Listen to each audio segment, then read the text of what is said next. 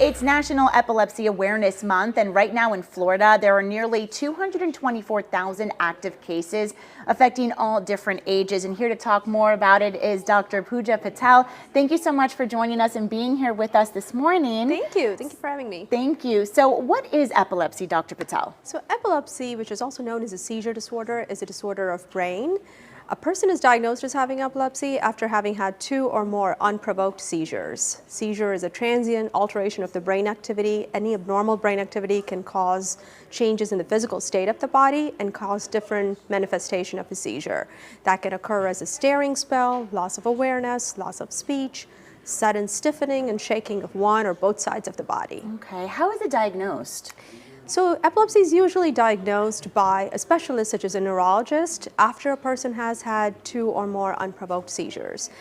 And it can be diagnosed with history, which is very important, but then a neurologist might also conduct other testing such as MRI brain, EEG, to look for any structural or electrical abnormalities. So what does that mean for an individual, and how is that treated?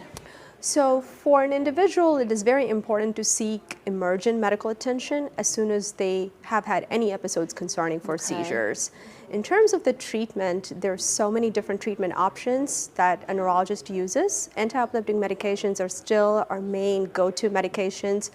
It works about 70% of the times in individuals, but 30% of the individuals who are intractable to medications, we use other approaches such as surgery and neurostimulation. Okay, is there a demographic of people that this impacts, this affects? There are certain populations, so BIPOC community especially is more vulnerable to it. In terms of the overall population, there are certain age groups as well. So in children and then in elderly above 60, there is a risk of having this peak up at the time. Okay, so you mentioned BIPOC, so how are some ways that they can better protect themselves?